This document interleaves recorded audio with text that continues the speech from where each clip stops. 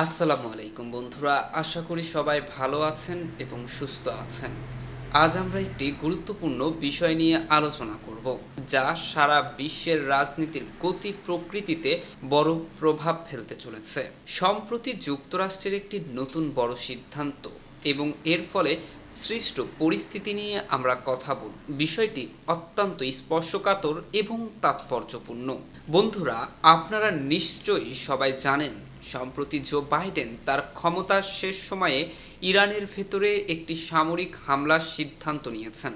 এই সিদ্ধান্তকে কেন্দ্র করে মার্কিন সেনাবাহিনীও ব্যাপক প্রস্তুতি নিচ্ছে। তাদের নতুন সামরিক সক্ষমতা ইরানের তুলনায় অনেক বেশি শক্তিশালী, যা কৌশলগতভাবে ইরানের জন্য অনেক বড় চ্যালেঞ্জ। তবে এখানে আরও একটি বিষয় হলো ভৌগোলিক দূরত্ব। যুক্তরাষ্ট্রের মূল ভূখণ্ড থেকে ইরানের দূরত্ব অনেক, যা আধুনিক যুদ্ধক্ষেত্রে সেনা সমাবেশ এবং সরবরাহ বজায় রাখার ক্ষেত্রে একটি বড় বাধা সৃষ্টি করে। সুতরাং যুক্তরাষ্ট্রের জন্য এই কাজটি অত্যন্ত জটিল। বন্ধুরা, আমরা জানি যুক্তরাষ্ট্র কখনোই একা কোনো দেশ আক্রমণ করে না। শিয়ালের ঝাঁকের মতো তার সঙ্গে ন্যাটোর গুরুত্বপূর্ণ মিত্ররাও যুক্ত থাকে। যুক্তরাজ্য, জার্মানি এবং অন্যান্য ইউরোপীয় দেশগুলো সব সময় যুক্তরাষ্ট্রের পাশে থাকে। এই সম্মিলিত আক্রমণের কৌশলের কারণেই যুক্তরাষ্ট্রের প্রতিপক্ষরা তাদের বিরুদ্ধে বড় ধরনের প্রতিরোধ গড়ে তুলতে ব্যর্থ হয়। এই সম্মিলিত শক্তির বিরুদ্ধে প্রতিরোধ গড়ে তোলা কিন্তু অত্যন্ত কঠিন, তবে এই প্রতিরোধ গড়ে তোলা আমাদের সবার জন্য জরুরি হয়ে দাঁড়িয়েছে। আর এই কারণেই ইরান এবং রাশিয়ার মধ্যে একটি শক্তিশালী জোটের প্রয়োজনীয়তা বাড়ছে। ইরান ঘোষণা করেছে আগামী 17ই জানুয়ারি রাশিয়ার সঙ্গে একটি গুরুত্বপূর্ণ চুক্তি হবে। এই চুক্তি উত্তর কোরিয়ার সঙ্গে রাশিয়ার আদলে হবে।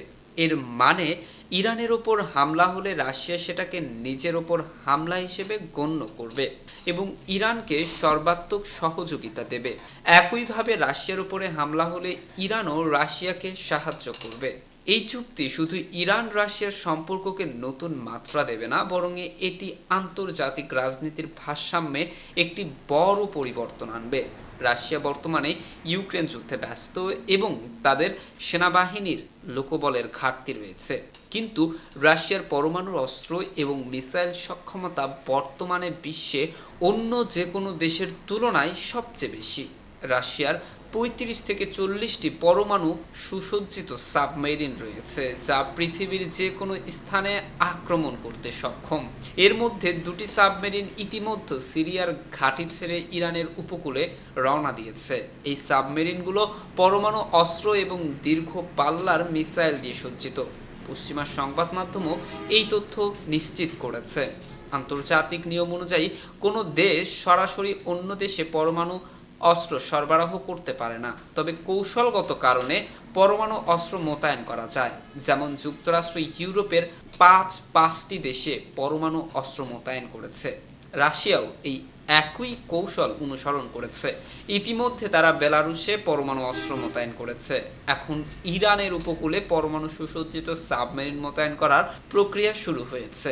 ইরানও কিন্তু স্পষ্ট ভাষায় জানিয়ে দিয়েছে, তাদের পরমাণু স্থাপনায় হামলা হলে তারা হরমুজ প্রণালী পুরোপুরি ব্লক করে দেবে।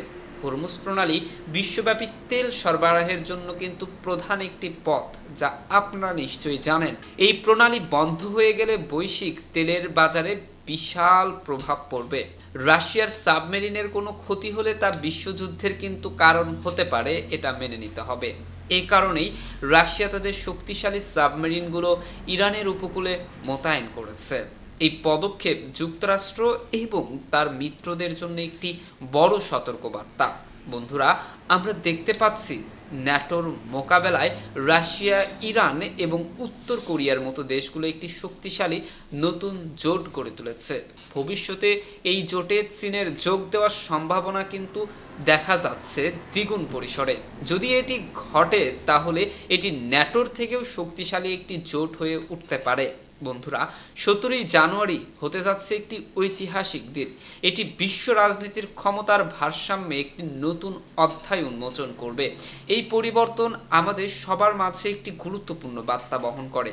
আপনারা এই বিষয়ে কি ভাবছেন অবশ্যই কমেন্ট বক্সে লিখে জানান। আজকের মতো বিদায়। নতুন কোনো ভিডিও নিয়ে আবার দেখা হবে। সেই পর্যন্ত সবাই ভালো থাকবেন, সুস্থ থাকবেন এবং বাংলাদেশকে ভালোবাসবেন। আল্লাহ হাফেজ।